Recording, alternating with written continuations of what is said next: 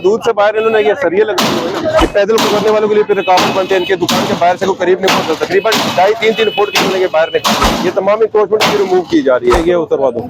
ये आप लोग की दुकानदारी सारी शटर के अंदर। अच्छा, दुकानदारान थे यहाँ पर, शॉप वाले थे, उनको हमने फाइनल उनको वार्निंग भी दी है कि अगर आज के बाद वो इंक्रोचमेंट करेंगे तो उनके खिलाफ सख्त से सख्त कानूनी कार्रवाई भी हम अमल में लाएंगे। ये काम तो बहुत अच्छा है, लेकिन इसमें कुछ मामलात ऐसे हैं कि रुकावटें भी हैं। ये होना चाहिए काम, ये बहुत अच्छा है, लेकिन वो ट्रैफिक की रवानी में रुकावट आ जाए रेडी वालों की वजह से, रिक्शे वालों की वजह से। कंट्रोल बोर्ड वाले भी जो रेडियो वाले हैं उनको यहाँ से खत्म करें, उनको खत्म करके किसी और जगह मुंतकिल करें। वो नहीं होंगे, रोड क्लियर होगा, दुकानदारों की हम जिम्मेदारी लेते